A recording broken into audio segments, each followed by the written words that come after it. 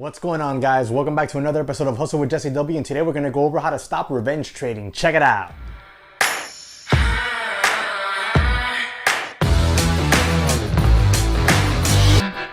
Well, guys, revenge trading is something that I think most of us have struggled with at one point or another and will continue to struggle throughout our entire trading career. It's not something that just you can put, like, you have a headache and you just go to the cabinet in the kitchen or in the medicine cabinet in the bathroom, grab some Advil, take it.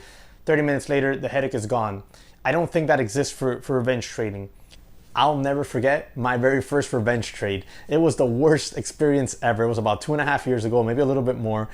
Right at the start when I first started trading live money in the very same year where I went from trading in a sim to live money to back to a sim very quickly once I figured out momentum trading wasn't for me.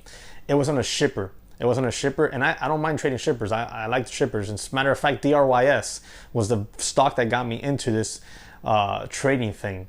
So, and I did trade DRYS as a complete noob, and I made over $1,000 on 15 shares. That's a story for another day. But anyways, that shipper, I jumped into it. I was already read about 150 bucks on the day or 100 bucks on the day, something like that. And I just couldn't believe I was read again. So I jumped into that shipper with $1,000, with 1,000 shares, chasing momentum, a breakout. And it was really bad, guys. I jumped in there on my buy, on the ask, with my hotkey.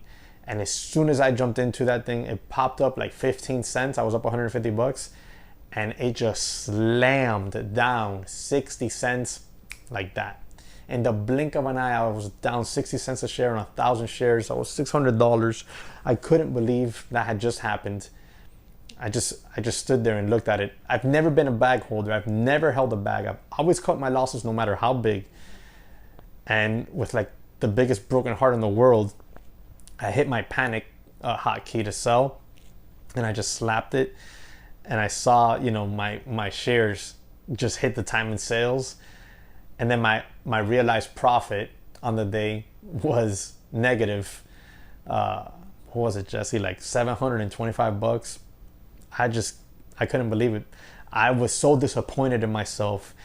It was such a bad experience, so many different emotions. I thought I couldn't do it. My wife came into the room and she saw how demotivated I was, and she just like tried to uplift me. She's always done this for me, uplift me in my trading and help me try to like get over these hurdles, these emotional hurdles that we have in trading. And I thought I wouldn't recover from it, not monetarily wise, but psychologically. I thought I could not recover from that loss. That was the biggest loss ever. And I don't think I've ever had a bigger loss than that. Even my consequent losses that have been big have been in that red day general of $700, which is, pretty big. I don't, at least now with how I trade, I don't want to see a bigger red day than that. But that was rough. And that's what I got for doing two things: chasing and revenge trading. I think revenge trading is something that we struggle with for forever and ever and ever. No matter how well we trade, how disciplined we are, or how long we've been trading, I think revenge trading is always there within us. It's just something that instead of doing very often, it's just to only creep its head once every quarter, once every 6 months, once a year, once every 2 years, right? It all just depends on our level of discipline, but it's always there. It's always something we struggle with and we have to fight. And it's something that might win a couple times a year, but it's something that we are always battling. At least in my experience personally, when I hate in the morning, when I start my morning off and my very first trade of the day is red.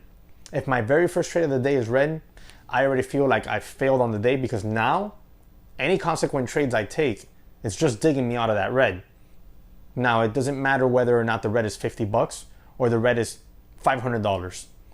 I still have to dig myself out of that red trade, right? If my red trade is 50 bucks, right? Which is very small red day, which is kind of like my average red trade is generally $50, $100. Generally, like a solid red red trade is generally something small like that. A bigger red trade for me is $200 to $300. Now, $300 starts to bother me a lot, because if my $50 red trade, right, my first trade, my next consequent trade is a $200 green one, I no longer have a $200 day on my hands. I have a $150 green day. So it's still green and I'm doing well, but that $50 just rubs me the wrong way. Now I want to just get back in there, get another trade in me, and try to make that $50 back, generally 60 bucks, so I can compensate and be up over $200 on the day. Then I'd be happy. That's really how my mind works, and I hate it because it sometimes causes me to take trades that I shouldn't have taken, right? Just like in the morning, one of the things that has helped me stay disciplined is knowing my very first trade of the morning for the longest time was always a red trade. Why? Because I was trading outside of my parameter. I know that I trade best after 9:45 a.m. Sometimes I'll take a setup before then and I won't even notice the time. Those are the ones I win on.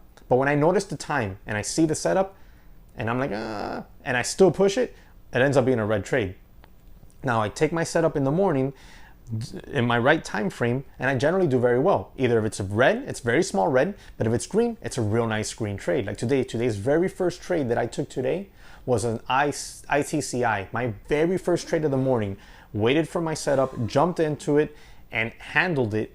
Was over $700 green trade, that singular one trade. My trade following up after that brought me over $800 in a day because I followed my rules. Now, had my first trade put me in the red, $700, I would have had to have walked away, gotten up, walked away. This is the first thing I do. Gotten up, walked away, and just got in my mind right. And then came back to my desk. That's the first thing I do when I feel that revenge trading is coming upon me. I just disconnect from the screen. I get away from the screen. I get away from my broker.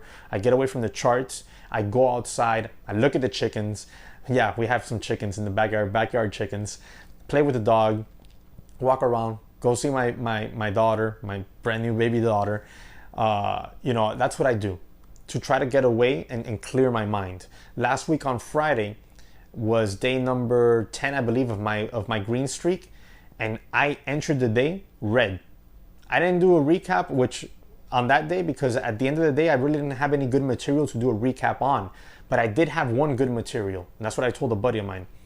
I told my buddy that my good material from that day was the fact that I did not revenge trade. I could have easily revenge traded, and I wasn't even red big. I was red like 50 bucks. I was red like 50, 60 bucks. But in my mind, I was like, damn, Jesse, you were on a big win streak. How are you going to go red today?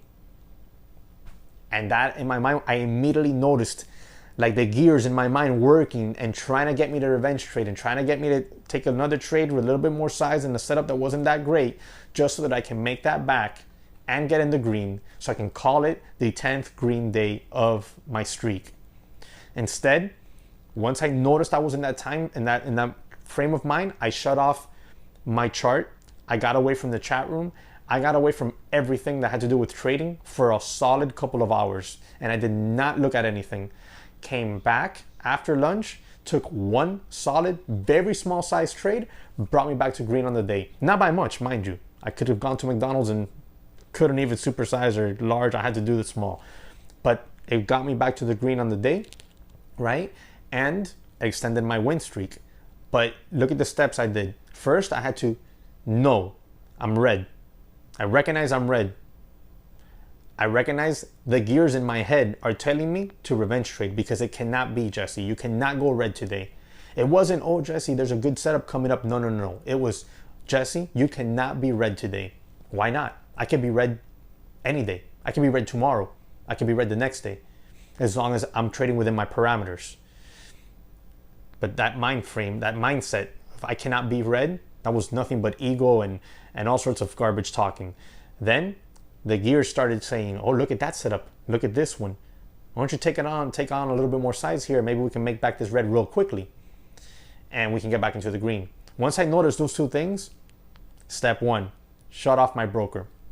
Not gonna risk my money. That's the very first thing I do. The very first thing isn't getting up and walking away from me. It's shutting off my broker. So I just click exit, shut it off. That way I don't have access to my money. Answer a couple emails. If I still feel that grind, I get up and walk away. Take a walk around the house, take a walk around the backyard, whatever it is. Then I come back. Depending on the time of day, I'll just answer some emails. I'll get through some regular work stuff. And then after lunch, I will come back and take a look at the market and I will trade much smaller. just to protect myself. Because if I'm only red 50 bucks, there's no sense in the world at 2 p.m. for me to enter a trade that's gonna make me lose $150 and then put me red $200 on the day. I've done it. I've done it. And that right there is the epitome of revenge trading for me. I hate it. Instead, I come back in, very small size, and I look to see if I can maybe knock this red down a little bit, maybe make a winner. I mean, 100 bucks. I'm down 50 bucks. A 100 share trade can easily make me $100. And the risk on it is going to be stupid small. So those are the steps I take. I shut off my broker. I distract myself with other work. I go walk around, go outside, pet the dog, check on the chickens, go see my daughter in her little bassinet, whatever it is that I need to do to get my mind off of the red that has just happened and kind of reset. Kind of like when your computer's stuck and you just hard reset it. I have to hard reset myself when I get that revenge trading bug. It's the only way that I get out of it. It's what helped me, right? But the very first step is recognizing the mindset that I'm entering. Without recognizing that, you just go down the rabbit hole of revenge trading. What are your steps in order to get out of revenge trading? Drop them in the comment section below. Let me know what those tips are. These are mine. Let me know what you think about those. Smash the like button for me, subscribe to the channel, and I'll catch you on the next one.